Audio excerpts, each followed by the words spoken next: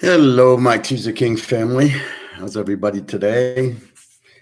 Um, let's see what we got. So I got a lot of, I got three locks posted for this weekend. One to pro lock. It's been hard to find pro locks. I'll tell you, they're so hard to figure. So let's go through the games and see any line movements and any injury updates. So I'm just going through them now. Iowa's went down to 4.5. Clemson's gone up to 52. Virginia Tech, the over went to 51. Georgia Tech went down to 1.5, and 54.5.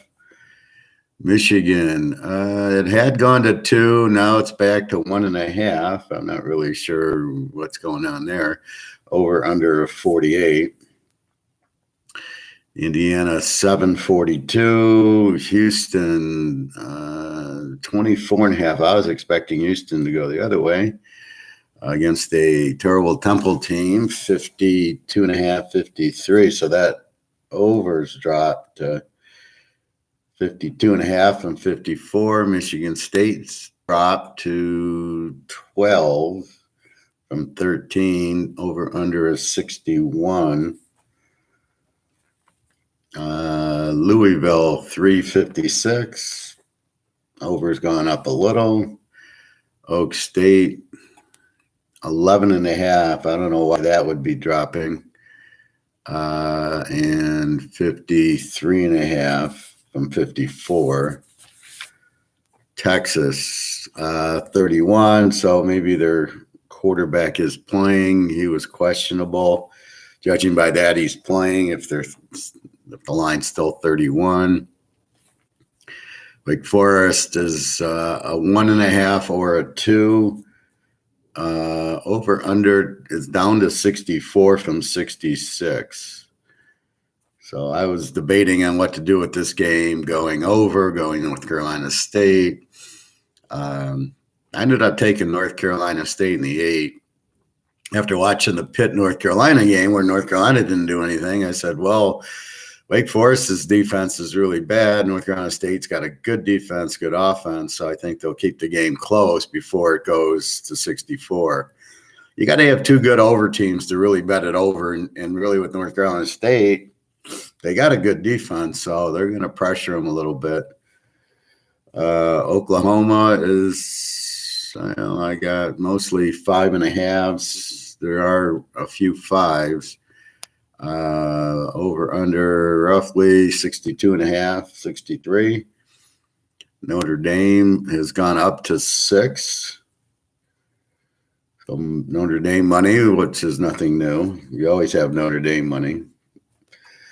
Wisconsin 24.5, 41. Western Kentucky, a little bit of 18.5s, up from 18. Over under 61.5. So the over under has gone down, but the money's gone on Western Kentucky as it should. Utah 24.54. App State 22.5, 51.5. The over under has gone down. UCLA has gone up to 18 from, it was 15. So there's quite a bit of money on UCLA. 57.5. They overstayed, but the line went on UCLA, so I assume the quarterback's playing. Yeah, that's all you can do. You're not going to get an injury update unless you're in UCLA listening to the broadcast and the announcer go, oh, yeah, Thompson's playing today. So without that, all you can do is use the line, and people wouldn't bet UCLA if the quarterback was out, so you assume he's playing. Arizona State 5.5, 45, gone up from 44. Hawaii 3.5, 56. People betting on Hawaii. Oregon 14, 57.5. Oregon State 12.5, 55.5.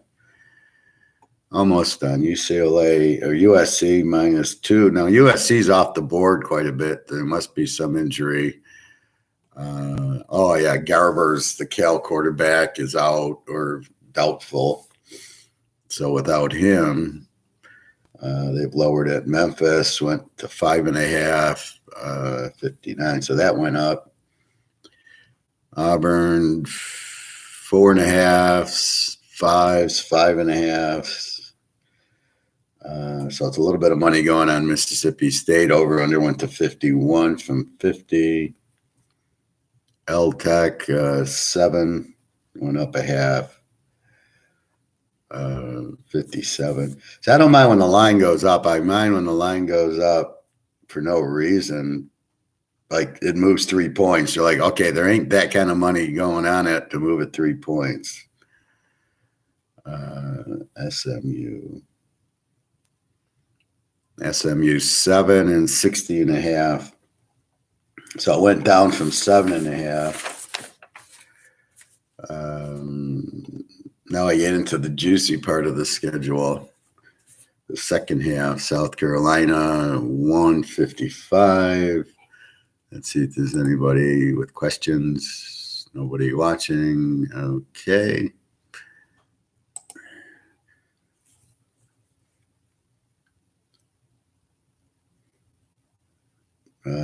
UTSA.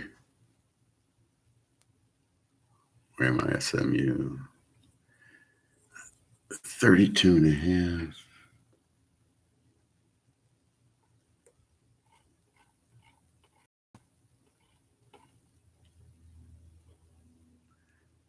$32.5, 54.5. Alabama 50.5.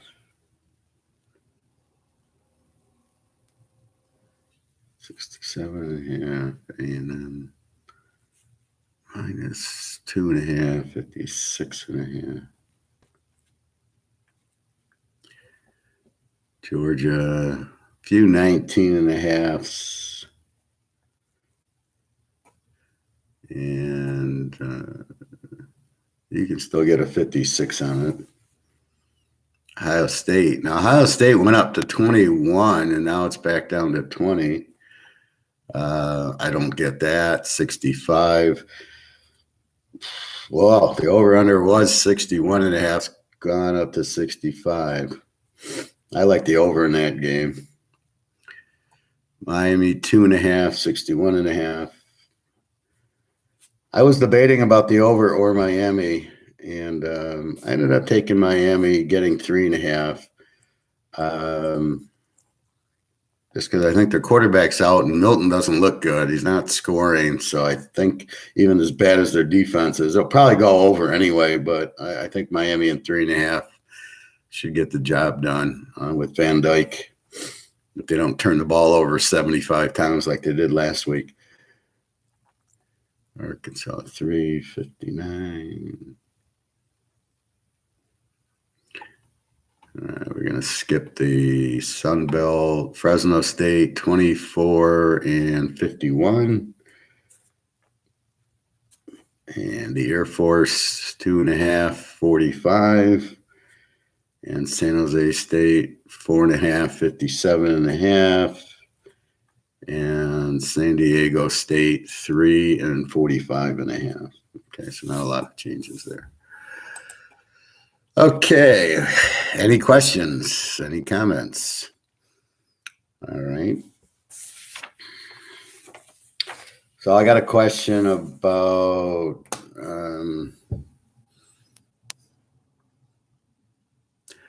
as I was listening to some guy pretending to be a professional handicapper, and I was laughing my ass off because the guy did 1/10 of what I do. So he was just general. I can't remember my comment, but he didn't really like me. I give you like take Georgia under because they got a great defense and nobody scores on them, and you get an answer. You get a. This is why we are betting the game. I make you think about why you're betting. So you got to understand you're not just betting to bet, you're betting for a reason, and you're betting, two good over teams. Like last week, Miami and North Carolina. So that was a couple of, who was Miami playing last week? So they were playing Pitt. So go over because Miami scores a ton with the new quarterback and their defense is bad, and Pitt scores a lot. I didn't think the Pitt defense could hold the Miami quarterback, and they couldn't. Miami wins the game 38-34, covers by halftime. But when Miami plays a strong, if Miami were to play Georgia, it's sort of like Florida playing Georgia and Kentucky playing Georgia. And if Alabama plays Georgia, they're not going to score on them. It throws out the over. So you don't want to bet an over against a team with the great defense like Georgia. And that's really what I'm trying to impress in you is think about your bets. And even if you don't have a big bankroll, if you have a large bankroll, your object's to increase your bankroll. So if you have $10,000, $50,000, or $500, the object to increase your bankroll. I had a customer who says I only have $500, and I'm like, well, the goal is to get it to 1,000 because you don't really have enough, or you'd be very selective with my picks, or it's hard to just bet my locks, because I'll put the locks in multiple teasers. So when I have Georgia under last week with Wake Forest, it wins. But I also have Georgia under in another game. I can't remember the second game, but that wins. And then Wake Forest was in a lock with Georgia under and Louisiana Monroe. And Louisiana Monroe was with the Arizona Cardinals, which won. So that's why. So my study is the art of it, which is to play many teasers, but only the ones I like. So if I read the game and I like the game, I bet it because I pick a lot of winners. So I could not, I could pick one game, but I'm going to throw away 10 winners and a couple losers. But on just my knowledge, I can pick 10 winners and 2 losers most every week. And I don't know what the losers are going to be. So I'm trying to randomly throw out the game that is going to lose with more winners. Anybody have any questions or want comments on games, please ask. That's what this is about right now, is if you are debating, do you take Oklahoma or Baylor, or do you want Purdue, Ohio State, or Michigan and Penn State. I've gone over this in the college ones. This is more like, okay, what are the lines moving? So I've went through them, but any big ones. I mean, Michigan State went down to 12. Michigan is a 1.5, 48. SMU sitting at 7. Notre Dame went up to 6. Oklahoma went. There's some 5.5s and 5s. Western Kentucky, 18.5. Utah's a 24. UCLA jumped to 18. So those are some lines that moved. Looking at yesterday's game, again, Cincinnati laying 23-24. Wins 45-28. And the only reason they won by that is they scored on a 50-yard touchdown run with 2 minutes left in the game to get up 17. So something's wrong with Cincinnati, and I didn't play them. I played them the last few weeks. I got lucky one week. I thought I was laying 23, and I was laying 18, and they won by 19. But I don't know. They gave up 28 to South Florida. Here they score 45. So there's something they're not quite understanding. They're supposed to win by 50 points to get into the playoff, but they will have – I think they play Houston or SMU, and then they have the conference title against Houston or SMU. Right now it'd be Houston. So they have to win both of those games. And then maybe that'll erase, they beat South Florida by 17, and South Florida is a good thing, but you'll just have to see what's going on. So basically back to the study. So what I do is I look at all the games, and then I choose 5 or 6 that I like for the reasons that I described when I talk here. So you can get inside my mind. That's the object of all this is you can think like I do. You can see what I'm picking, why I'm picking it, what to avoid and what not to avoid. College, I'm betting against the Z teams, and they are Z teams. They don't score in their defense. They give up 40 points a game.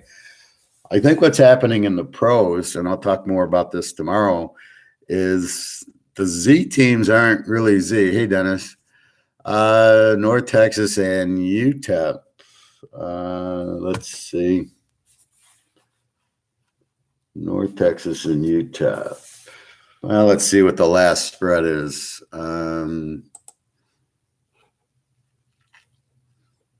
UTEP's laying 155 is the over-under, and that really hasn't moved. UTEP's an under team.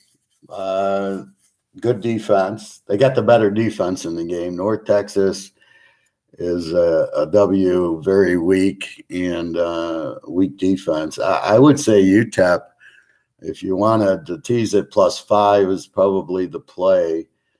Over under a 55. Well, North Texas played Lou Monroe last week, and that was my lock. I took Lou Monroe in 3, so I had 9. They lost by 8, but it was a 1-point game with like a minute and a half, 2 minutes left, and Texas State scored a touchdown. So to win by 8. So I would think that UTEP with the running attack should pound North Texas. It should be probably low scoring.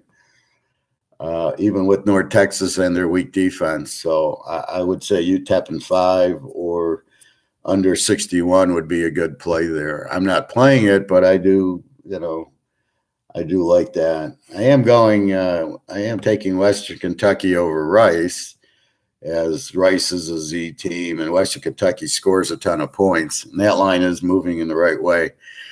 The only reason I really look at the line today is this, Notre Dame jumped. Do I want to play Notre Dame now that the money's going on Notre Dame? Well, the quarterback's questionable for Virginia, so maybe he's out. And if he's out, yes, I would like Notre Dame, if that's the reason the line's moving. So you got to understand the reason for the line movement, if it's just because everybody likes Notre Dame and they're going to bet on them, or if the Virginia quarterback's actually out. The Ohio State, they're monkeying around with the Ohio State Purdue. That game went up to 22, and now it's back down to 20.5. So they're trying to middle 21. Are you really seriously betting like that? I don't understand the new bettors with this new algorithms and the new system. You're welcome, Dennis. I don't get that. You can't bet football like that. Football is not a science; it's an art. You can't sit there and go, well, I can lay 20 and I can get 22 and hope the game lands 21. Well, what the hell are you doing? That's not betting on football. That's trying to pull a 1,000,000-to-1 shot out of your hat. That doesn't. You're not going to make money doing that. You're going to lose juice every time. The odds on it falling on 21, especially with all these missed extra points and going for 2 and going on 4th down, the game's ridiculous with the going on 4th downs. It's changed that instead of punting the ball deep in the guy, and the guy has the ball at the 5-10 yard line, and now he's got to drive 90 yards. So it's going to make the games more under. They're actually making the games more over when they got the ball at midfield and they go for it and they don't get it. And the other team, and the other team then probably wins the game because they've now got the extra possession at midfield instead of at their own 10. Psychologically, the team understands that, and your team understands you've just screwed up and you've given them the ball at midfield instead of punting them deep. So both teams psychologically, it's like baseball when there's a pitcher nobody can hit. So let's say Verlander, and he's pitching a no-hitter, 1-hitter, and then it comes about the 8th inning, and all the Tiger fans can attest to it, and then they pull him out for the reliever, and I play baseball, and the thought is, good, the pitcher's out of the game. We can hit anybody else but this guy. psychologically you get turned on. You go, okay, now we have a chance. He's out. And as you saw in the Tigers, the year they had Scherzer, Verlander, and Price, and the manager basically cost them the World Series by, instead of letting the pitchers finish the games, they were all shutouts. He brings in the same reliever who chokes 3 games in a row, and they lose to Boston because the reliever can't get anybody out. And you're wondering why you're taking the guys out. Oh, it was a pitch count. Bullshit. This is why you have the guys. They can pitch 20 more pitches. I pitched. I played shortstop. I knew your arm doesn't get tired pitching. You can pitch 10 more pitches. Not a big deal, especially in a meaningful game. Dennis, do you follow college basketball? I do, but not until after. Right now, I have to focus on pro football and college football. And it's as you can see, college, there's so many games that I really don't have time. So I'll probably, the problem is I don't start following it till like the NFL playoffs. And by then I've missed a couple months of the season. So my stats aren't really going to be accurate because as you see what I do with stats to see how do I value the teams. So the answer is not really for handicapping, except for in the tournament or the Big Ten tournament. When we get to that, I can handicap it just because I can see the strength and weakness of the teams and look at their totals. But football is the sport. And I do a little bit of baseball. I do have baseball on my site, and there I'm really betting against the pitchers. So the way you bet baseball is the pitchers.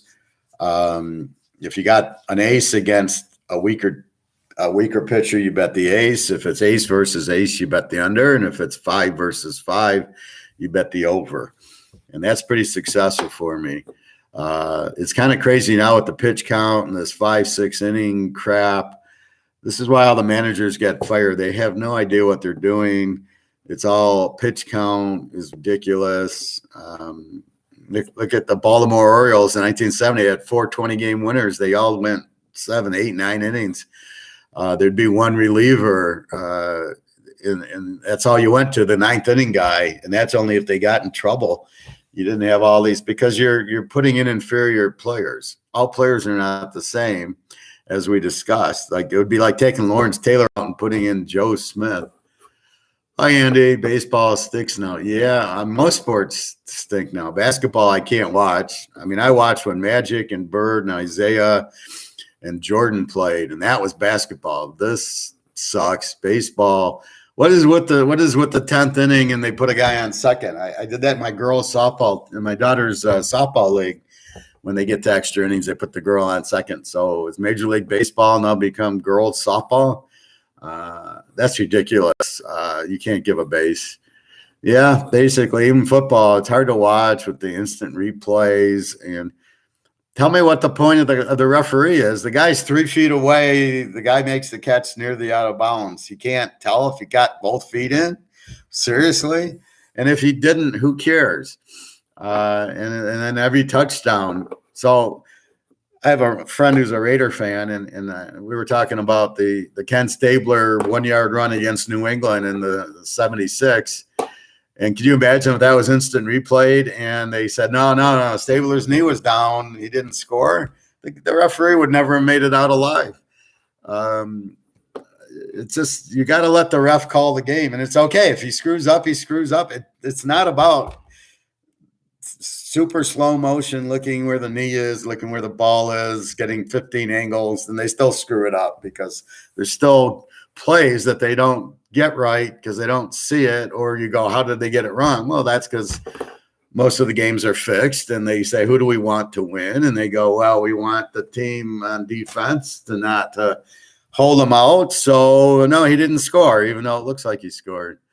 Dennis, if class continues to be so successful, what do you think about us students coming together to handicap and teach college football and basketball year round? Sure, Dennis. I'm definitely open for anything. I really enjoy teaching this. I've kind of figured it out. One of my friends said back in the late 80s, like I found the Holy Grail, and I really have. This is, it's about how you think. Right now, I listened to some guy, I don't even know his name, I've never heard of him, and he's supposedly some big handicapper. And I listened and I left comments going, well, what the hell is that? If you really want to learn about how to bet, come to Teaserking, and I pretend not to be Teaserking, but I go, that's the guy you want to buy. He explains it down to a science and an art on how to pick the game and get into the game. So Dennis, yeah, I'd definitely be open to anything. Just let me know. You've got my email. Andy, a pitcher has a no-hitter going, he gets pulled out in the fifth inning. I don't, that's probably the only time he goes more than 5 is when he does have the no-hitter. They'll let him pitch a little bit more. I don't understand it because, so you've got Scherzer on your team, and what are you saving him for? And then he goes and jumps like so I'm a Detroit guy, so he's on the Tigers, and they're doing the pitch count. They screw up the World Series because they pull him out against Boston in the 8th inning when he's got a shutout going. And you're saving him, and then he goes to Washington, and I'm like, well, what are you saving him for? I mean, you're paying the guy to play. Let him play. It's like pulling Tom Brady or Aaron Rodgers because they threw 40 passes. It's fucking insane what it's just people that have no clue what they're doing. And when I hear, and if I hear one more time, oh, that spread's 2.5 doesn't make sense. What's Vegas doing? I'm going to throw up. The spread makes this betting even. So Michigan today is a 2-point favorite, 1.5-point favorite over Penn State. It's got nothing to do with anything but the betting. This is the line to get Michigan betting and Penn State betting. I wish Penn State was favored. I would have locked Michigan as the dog.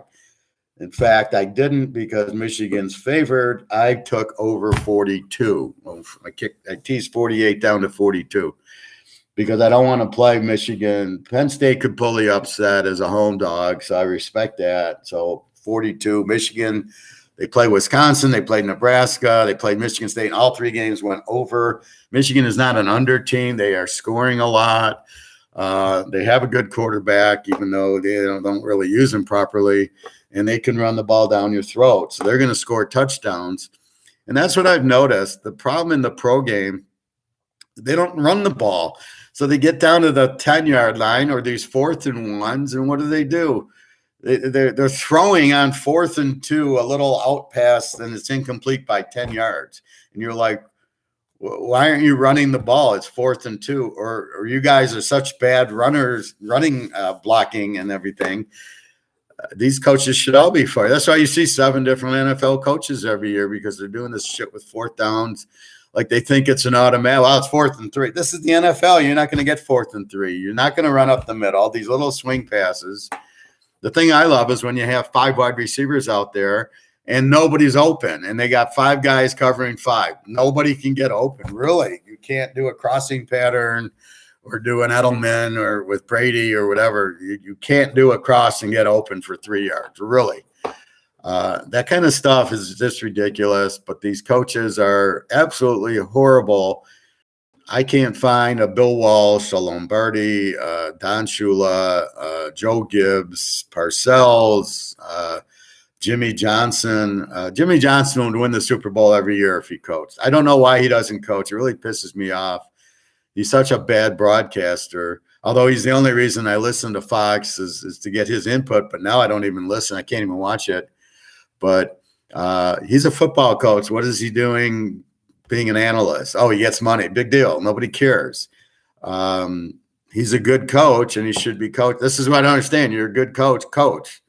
I'm a good handicapper. I'm not going to be an analyst on the TV. Even Jimmy the Greek, when he was back in the days, he still was a handicapper. He didn't stop handicapping, even though he did CBS.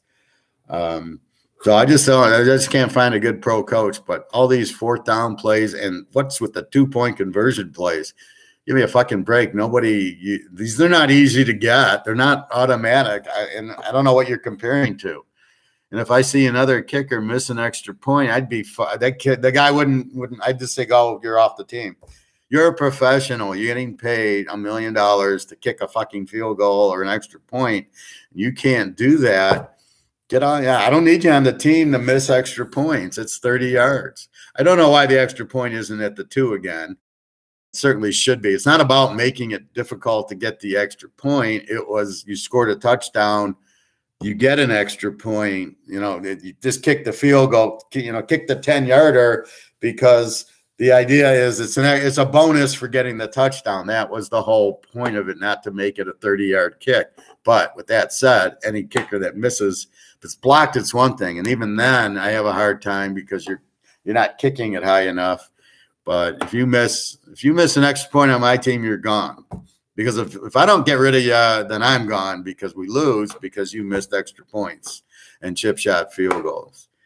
But anyway, so I was watching this guy. He had no idea what he was doing. And he's supposedly a big-time handicapper, and I learned nothing from him.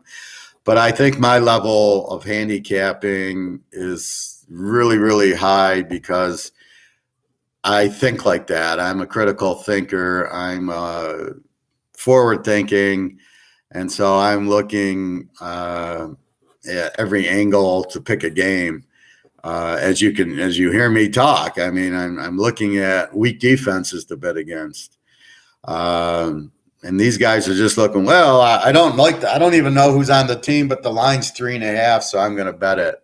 Or the famous, well, if it's a teaser, if I get it under 3 or over 7, what are you, out of your freaking mind? That's not how you bet. I agree. I want to get under 3, but if it's Tampa Bay this week laying 9.5, I'm still betting Tampa Bay minus 3.5. Are you out of your mind? It depends who it is and who they're playing. And by making my own spread, I know when the spread is wrong. If Tampa Bay should be 14 and they're only 9.5, I'm laying 3.5. I'm not going to not bet it because I can't get 3. But if it's a shit team, look at Baltimore. They laid 7, so you get them under 3-1. Big freaking deal. They lose the game. You got teams that are so bad right now. How does Baltimore lose to Miami, and how does Buffalo lose to Jacksonville? And I'm trying to analyze what in the world's going on, and all I can think of is they're not really they're not Z teams like in college. In college, like today, I got Western Kentucky over Rice. Rice is a Z team. They give up 40 points a game against weak teams. So this is absolutely a Z team. And they're going to give up 40 points, if not more, to Western Kentucky, who throws the ball all around. But when I get into the pros, when I think Jacksonville's a Z or I think Miami's a Z, then all of a sudden their defense wakes up and you're like, okay, now what do you do with them? So are there no weak defenses in the NFL? As I say, they're all pros. So maybe I think I'm undervaluing the Z's, and I'm overvaluing the Buffaloes and the Baltimores, that they're stronger than they are because they're not. Can you explain how Lamar Jackson doesn't know what to do with a blitz? And they blitz him so he can't run, and that's my point with Lamar Jackson. If it's Mahomes, if it's Aaron Rodgers or Brady, and Miami tried that bullshit, they'd lose by 40 points. That's why you don't see it often, because Brady would call it out and they'd audible out of it. I didn't see Baltimore doing any short little routes with the backs or the tight ends going where the blitz is coming, and just, the running back should have went out to the side and it should have been a throw over the blitzing cornerback and the guy would have ran for 40 yards. Where was that play? So the mighty Harbaugh is clueless against the blitz, really. So you just blitz him and he can't figure it out. He's been coaching for how long? And Lamar Jackson has never seen a blitz before. He doesn't know what to do. I mean, this is just amazing. These guys are professionals when they're the dumbest people I've ever seen in my life. Jackson will never win. This is why I poo-poo Jackson. He'll never win a playoff game because this is the type of defense he's going to get. Pressure from the edge. He won't be able to run. He can't pass. You see his passing was terrible. And the receivers are unable to pick up a blitz. The running backs aren't smart enough, and the tight end is not smart enough to recognize the blitz. Just blows my mind. So that's what you basically have. The running backs can't pick the blitz up, or you put 5 guys out and then they blitz, and then none of the 5 gets open. They're all running stupid patterns. So it really just blows my mind how stupid the coaches are. But all this going forward on fourth down, it changes the whole momentum. You watch if Purdue goes for it tonight. Purdue's winning 10-3, and they get the ball at midfield, and it's 4th and 1, and they go for it, and they don't make it. The game's over. Ohio State will then kill them. This is what they don't understand. You got to punt the ball and then let Ohio State. And if Ohio State drives from their own 10 and scores, fine. It took them extra plays, and that's fine. But if you give them the ball at midfield, they will score in 3 plays. And now it's 10-10. They got momentum, and you're fucked. And that's basically what's going on. So it's either me and you, Dennis, or me and you, Andy. I'm in a different time zone now, so I got 11 o'clock, which is really 12 o'clock game time. So if you have any other questions, please ask. Again, go to the site, www.teaserking.com. I got 3 locks plays going. I think it's 4 or 5 teams. I have 1 pro lock and a good college locks, 3 of them. And, I think college I'm being very successful with. The pros, I am going to rip it apart and try to figure it out. Again, the Giants, they're better than they were. Denver, how good are they? How good are the Rams? How good are, I got to just reevaluate everything. Can an emotional angle be taken on some games depending on that particular game in the NFL? In the NFL, if KC played Tampa Bay, Tampa Bay would still kick their ass. It depends on the emotion. Usually emotion can play. I think it's more when there's an emotional game, let's say Kansas City and Baltimore, the next week the winner will tend to be flat.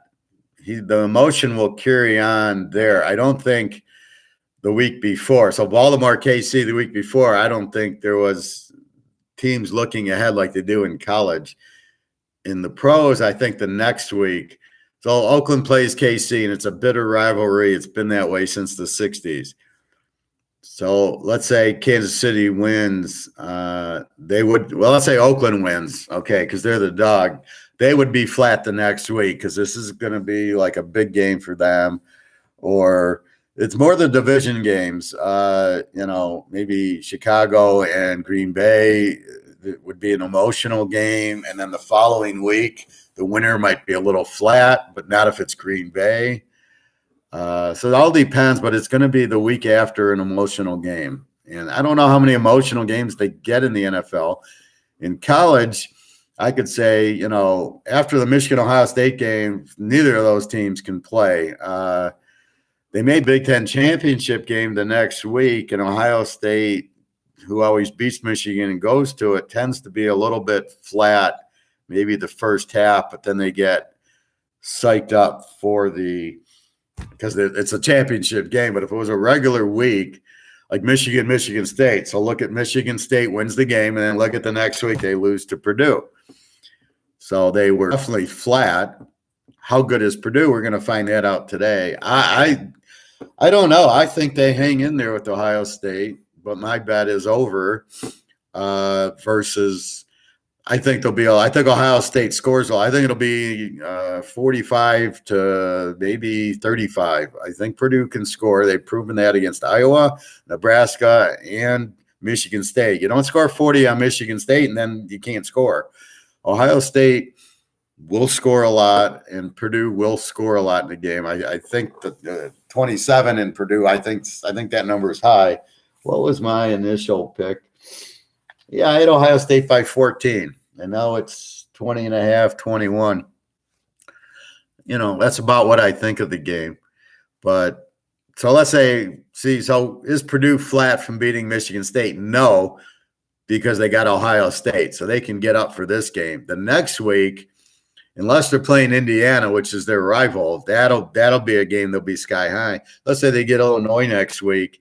They would be flat for that game after beating Michigan State and Ohio State. They would be flat going into that game. But I do love their coach, Brom. He was a good coach at Western Kentucky.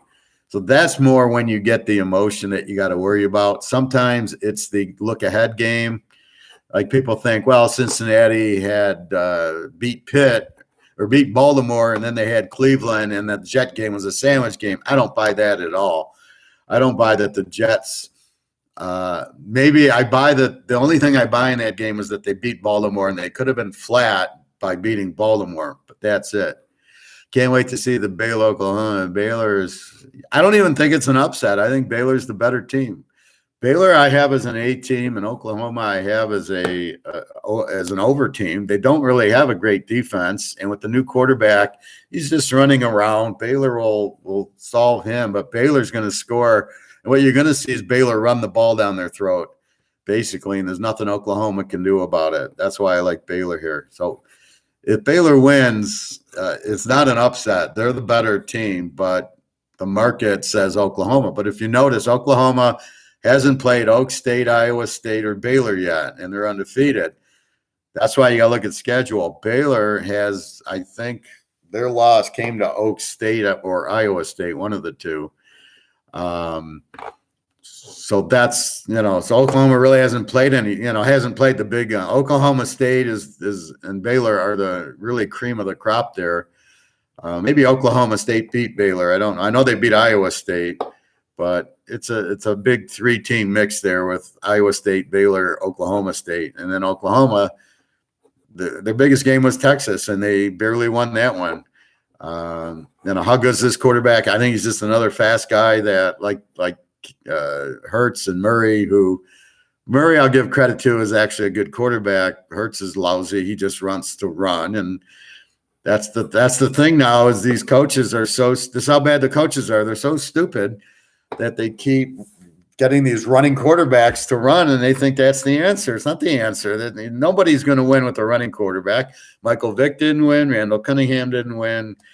The guy on Tennessee didn't win. McNair. None of the big running quarterbacks or fast running quarterbacks have ever won in the NFL. They never will. That's why the Bradys win and the Rodgers win and the Drew Brees win and the Peyton Mannings win, because it's the pocket passer is what wins, because you got to get the ball to the receivers and the defense doesn't know what they're doing. Great video, KJ. Okay, thanks. Okay, Dennis, thank you and appreciate everything. And please feel free to contact me anytime. And let's go watch some football. I'm going to watch the Michigan game. Okay, everybody. Thank you very much and good luck today. All righty.